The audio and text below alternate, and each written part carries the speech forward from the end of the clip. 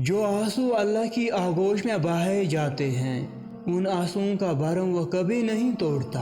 आपकी ज़िंदगी में पढ़ी गई एक तहज्जुद की नमाज आपकी पूरी ज़िंदगी बदलने की ताकत रखती है। बस तुम हिम्मत न हारना, खुद को अकेला न समझना।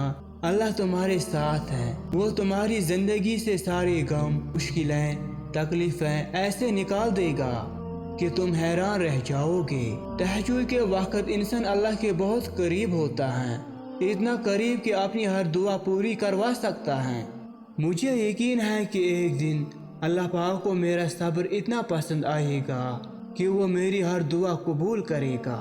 अल्लाह से मांगने की एक खूबी ये भी है कि आप अपने जज्बात को अल्फाज का रूप ना भी दें, वो फिर भी आपके जज्बात को आपसे बेहतर जानता है। जब कभी मैं उन लोगों के बारे में सोचता हूँ जिन्होंने मुझे तकलीफ दी, तो ये लाइन मुझे सुकून देती है। अल्लाह इंसाफ करने पे आए तो पत्थर भी बोलने लगते हैं, और जब आपकी दुआ कबूल हो जाए तो खुश हो जाओ।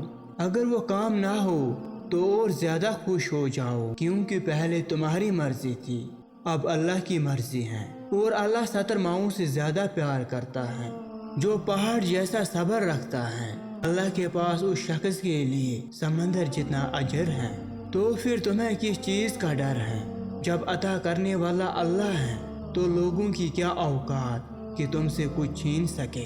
अब सब्र का इख्तिताम होगा, अब उसके कुन का आगाज होगा इंशाअल्लाह। और जल्दी ही अल्लाह तुम्हारे लिए ऐसा मुआवजा भेजेगा जिसकी न कोई हद होगी और न ही कोई इंतज़ाम। लाहासिल ख्वाहिशें, अधूरे किस्से, नामुकम्मल ख्वाब, कुछ भी नामुमकिन नहीं रहता जब बात तहज्जुद की दुआओं पे आती हैं।